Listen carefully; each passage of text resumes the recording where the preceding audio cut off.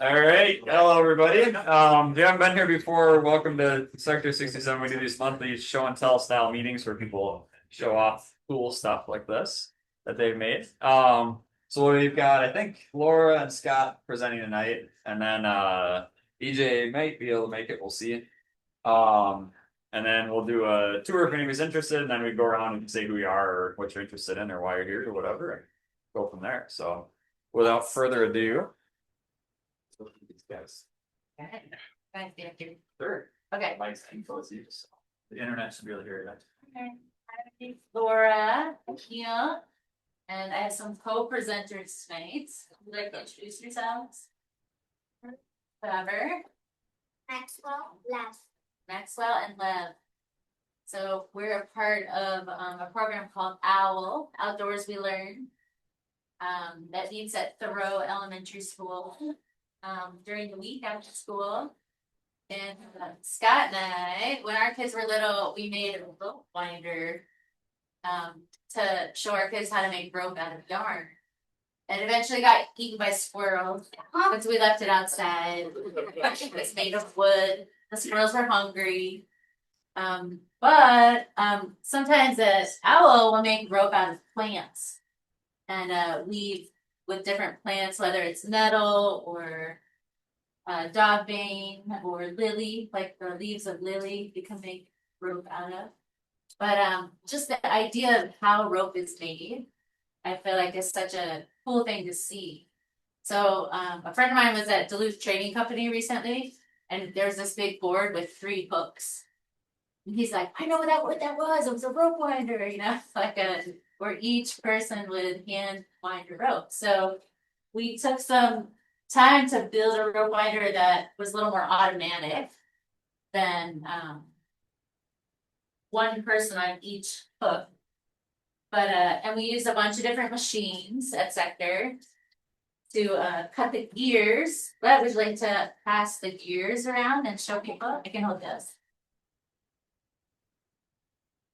If you could pass to a couple of different people. Cool. Yeah, these were cut on the laser cutter. Yeah. That's But we cut a bunch and then sandwiched them together and then made 4. Okay, that's. Oh yeah. Thanks, Scotty. That's a picture. Yeah, cut them on the laser cutter and then sandwich them together inside this piece. Yeah, and the clear cover you see is actually made in the factory. This clear plexiglass, what's it called again? polycarbonate. Polycarbonate, yeah. That's why it was made in the wood shop. Yeah. Awesome, thank you for that. What else? Yeah, that's the key way. So we cut the gears on our original rope winder. One of the problems was that you see there's 3 eye bolts in this, and they're all on gears driven by a middle gear. One of the problems was that the bolts would slip in the gears, and so passing around those laser cut ones, you can see a little notch in the center. That's called a keyway, and we needed to mill a little matching notch in the bolt. And then you put a piece of metal in between the 2 called a key, and that locks them together so that they rotate. They won't slip when they rotate. So it was a slight improvement over our design. And you can see here with there's a eye bolt in the milling machine, and it's getting a groove milled down the side of the bolt. They're kind of cool. Cool, and then we made this. Do you want to show people this? Yeah. You want to tell people what that is? It's the follower, and it's one of what's it called about. It flies also straight on. Oh, yeah. They call it a follower. So it keeps the 3 sections of yarn separate as it's being wound tighter and tighter and tighter. Then as the yarn gets wound upon itself, it starts to turn on itself and make the rope. So we're passing around some already made rope too.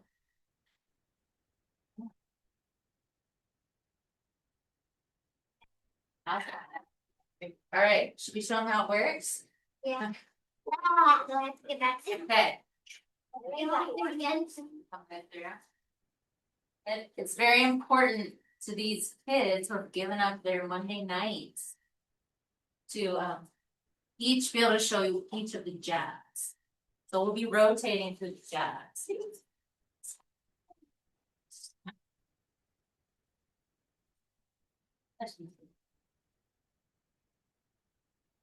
All right, Trevor, you want to start? Starting? Yeah, that's right. Okay. Back. Very important that you turn the same way the whole time. Yeah. Yeah. What happens if you don't? Go on, do it. It undoes the right. We've learned that lesson many times. Wow. Oh. That's part of my presentation, so. That's a big review. So you can see the yarn getting tighter and tighter, and it takes a while Yeah. for them all to. Yeah, feel free to come take a closer look too if you want to come closer. All right, so why don't so Trevor, can you pause? And then Max, why don't you go turn? And then Lev, why don't you become the follower? Yeah, and then Trevor, why don't you come back here? Why don't you go turn? I don't think. Which way were you turning? Does he know? Up. Yeah, right way. Okay, good job.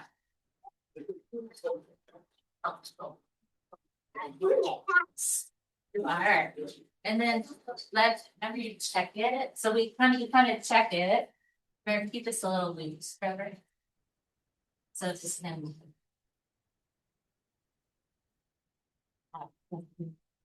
And you can check it. There's a little build up, it takes a while to get to the key point here, but then it happens.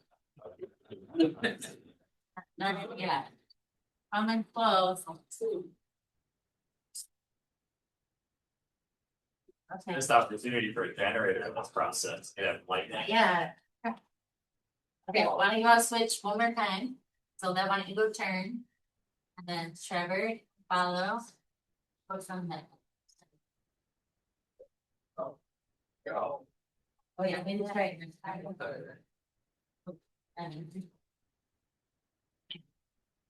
Yeah, that's. Whoa. That's better than any little. You could make one.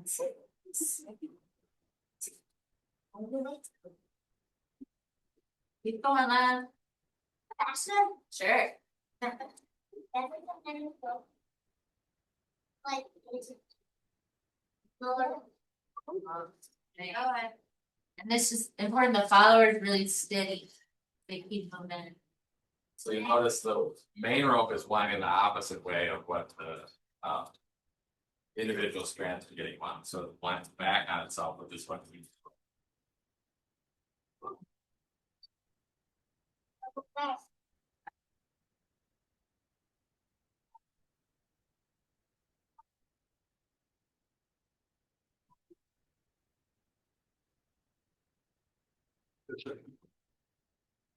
Take one step.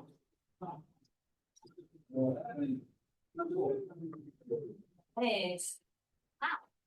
Okay, and then we just tape it. Tape it off.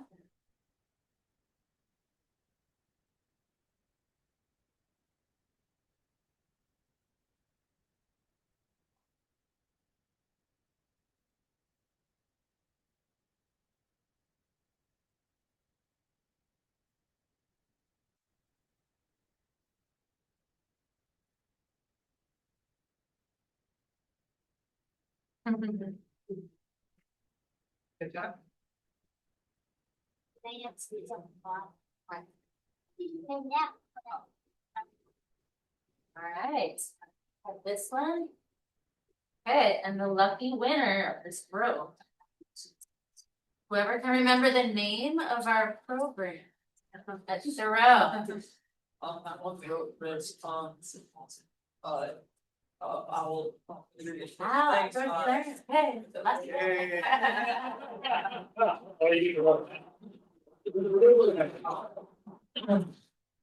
Yeah.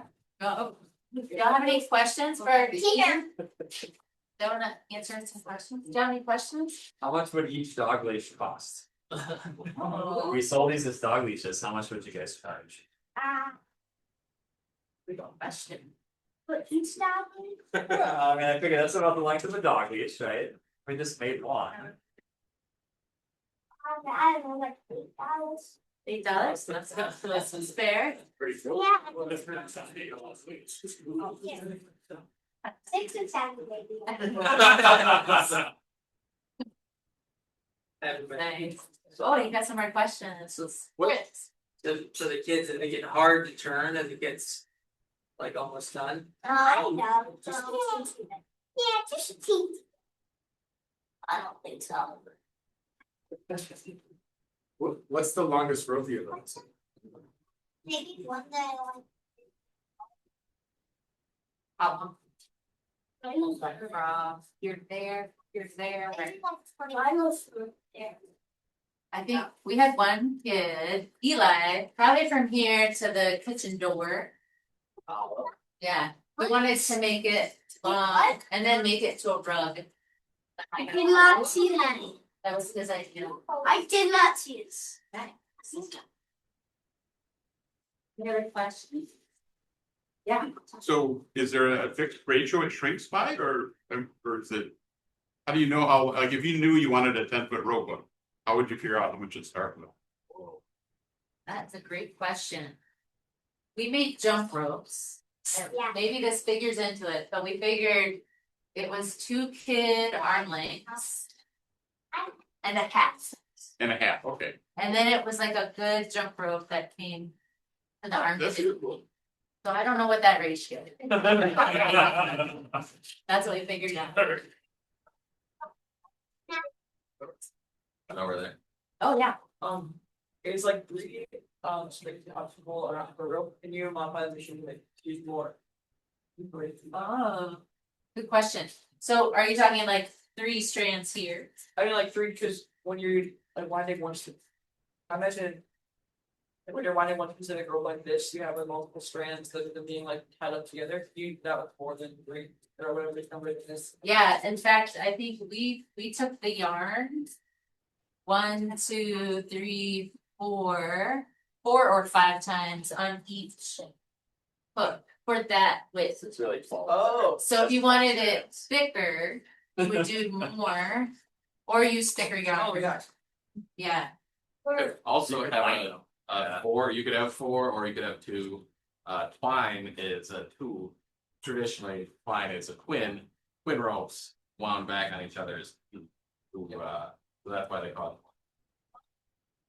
Can you take this rope, wind it again, like you make 3 of these and do it again? Yes, you could. Oh. If you do that, you have to hook those on and wind them the opposite way as what you wound them up. I imagine. But yeah, you can make in fact, we did with the other one, made a very thick rope and it makes a nice thick rope. Like shit ropes. Yeah, that is that Yeah. like ships ropes, yeah, and they have to make them continuous, so it has to be, some of them are, they're full.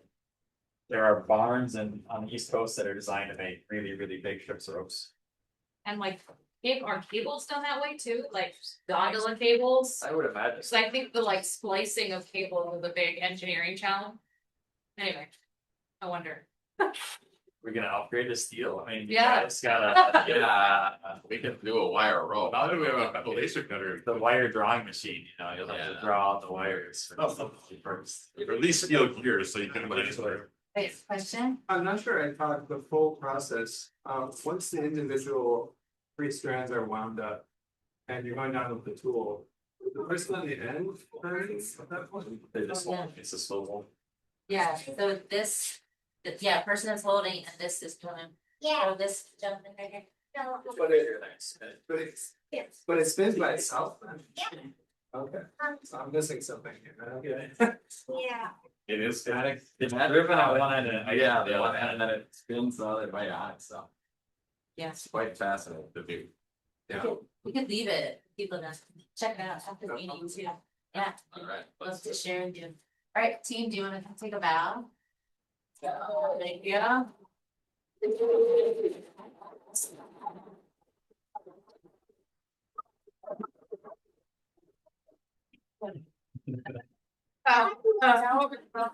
Alright, Scott, my apologies, this is gonna be a difficult presentation to follow. I Yeah, wish you good luck. it's less hands-on. So this, so I'm Scott, I'm a member here. I do various things, but metal shops, the welding shop is where I spend some of my time. And if you've been around here, you have noticed outside of the organization, we have had two gigantic cast iron tables like this sitting outside in the snow and rain and sleet. And pleasant weather for more than a year, I think, is that fair to say? Okay. So we finally said it's time to bring these are what they call a flat table, welding flat table. It's a nice table for welding because it's made out of cast iron. And cast iron does not stick, spatter, welding spatter does not readily stick to cast iron. So if you're welding on this, it will be a nice, easy surface to clean up. In addition, this table has an array of square holes all over it, and so that's designed so that you can do clamping in the middle of the table. So if you're making a frame or you do need to do something, instead of clamping it just around the edge, you can clamp all over the place. And so my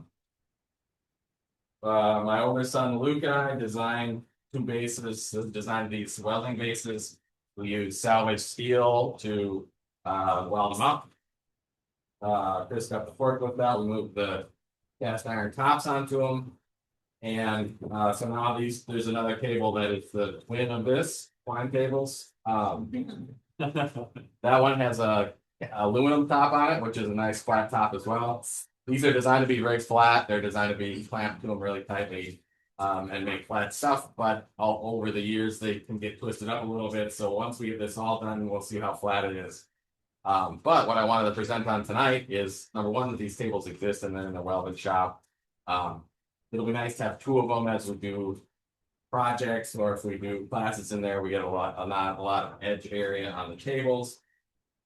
But we also need clamp fixtures to clamp down to table. So I'm gonna pass around a couple of.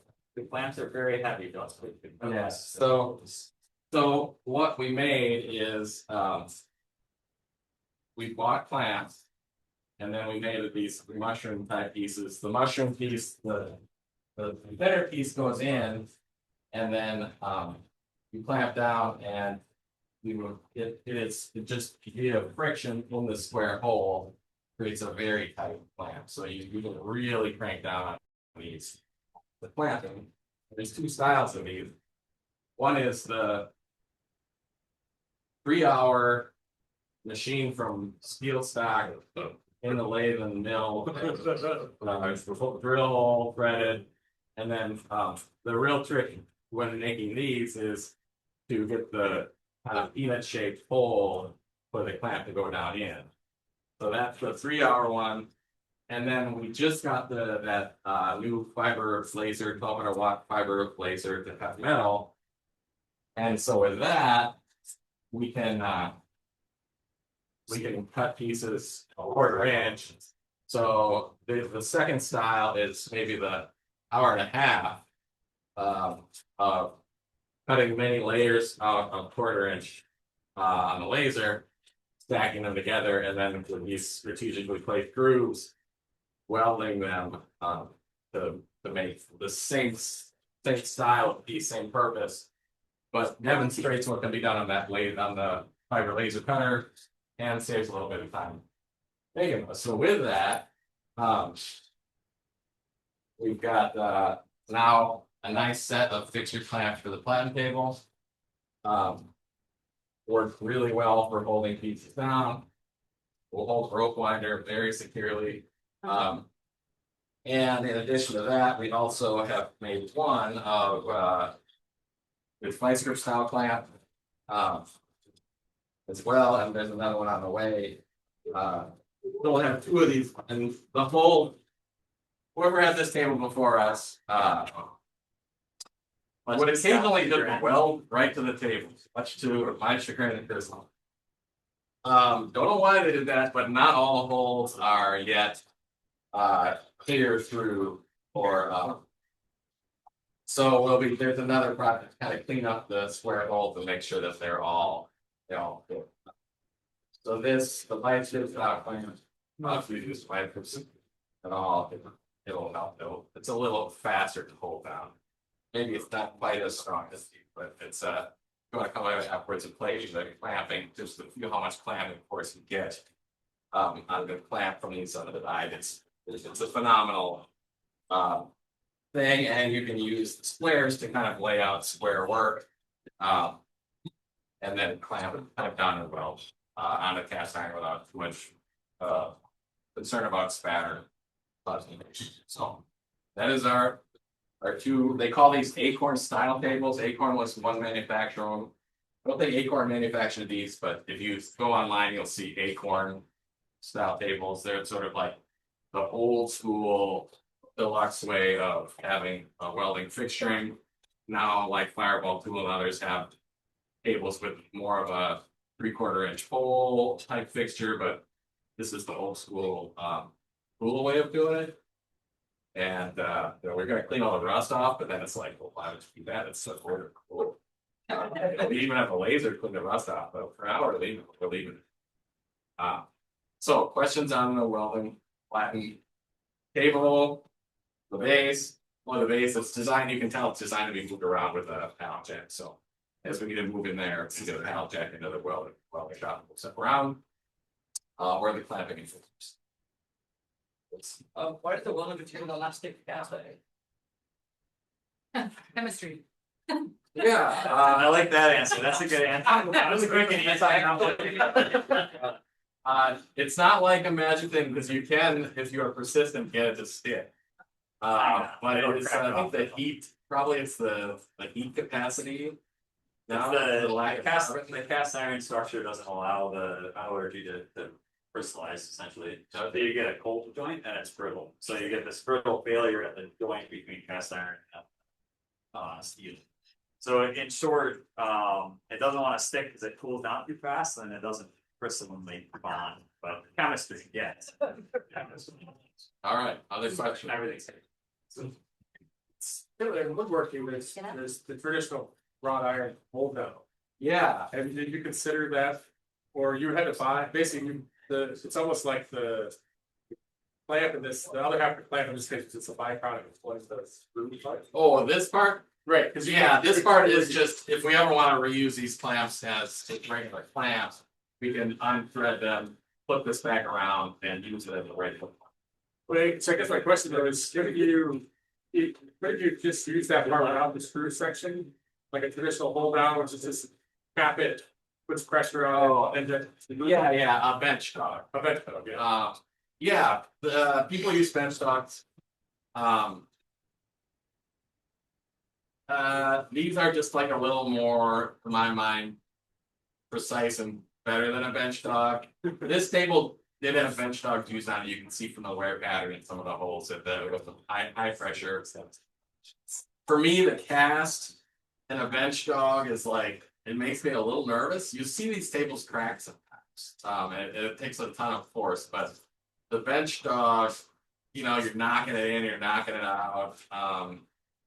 And this just seemed like a better, more precise way of doing it. Yeah. So, but yeah, definitely you can buy bench dogs. Like the other thing is, if you would go to buy this clamp, it's like $200 for one of these. It's crazy how expensive the fixed strength of this is, because they know whoever's doing these is typically a production welding. Doing production welding is one of the big fixed strength. So we saved a bunch of money. Not we saved a bunch of money by doing this ourselves. And we got a cool project to kind of show off some of the laser people. But yeah, bench dogs is an option. You can go buy new bench dogs even for these, and people make them.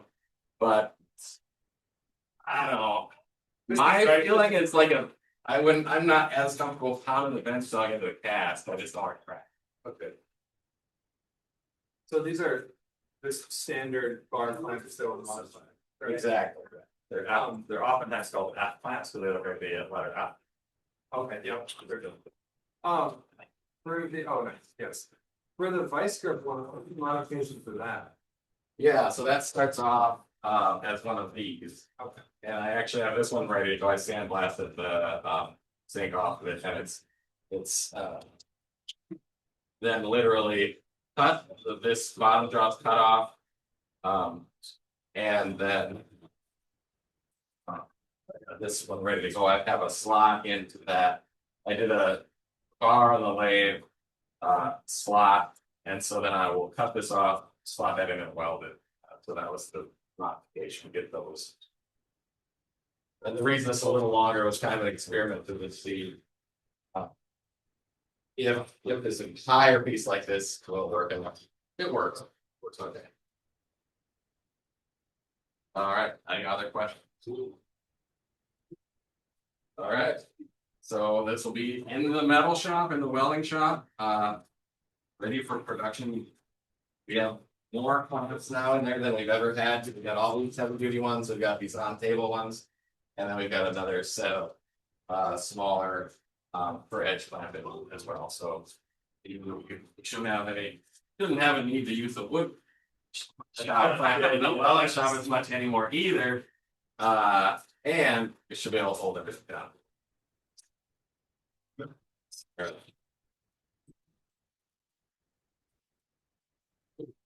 I passed around a couple things off the fiber laser, so that's the other parts that got sent around. We've been testing that to see if we could get it working consistently and what kind of cuts and stuff we can expect from it. So it's been working well. It took a week and a half to debug some electrical things so that but behaving since then. The company finally sent us the parts. I got them yesterday to fix it. So we are not going to be using those parts, but in theory it would be fixed that from that. So yeah, so there's like a little dragonfly wing. I was trying to test to see, yeah, how small you could go with lots of holes. It takes about 25 minutes to cut that wing. That has so many pierce holes in it, so it's fun. But yeah, so maybe he's got any fancy metal designs. We could try them on the laser and see what it lasers. So let's see. I think that's, I didn't see EJ. I have not heard EJ. He was our other presenter, but he wasn't sure if he's gonna make it over, so I don't think he's able to make it. What's that? Yes, that's the GitHub. Yeah, sorry, disappointed. That video and it stopped because I wasn't paying attention enough to contract. Oh, it's a cutter question. Cutter, which type of cutter? The 6-in-1. Oh, yes, the 6-in-1. Oh, The 1-in-1 for us, but yes. did you ask them to send or place the part of it? Oh, yes. Distribute the. No, I had to make sure that they were told that they were gonna have to send us parts. But you're gonna be, you prefer with the 6. We're not confident that the replaced parts are gonna be better than the parts that we put on the so. But Yeah, we might test them, but we're probably not gonna run them. Yes. But the idea is we wanted the ability to make it factory. oh yeah. I don't know that it's gonna work very well, so. Our fix seems to be good. Anybody else got any questions? Otherwise, we can do intros or I'll see if we are. Want to hear what you're interested in? There's over there. Connor, you ready? Who are you and why are you here?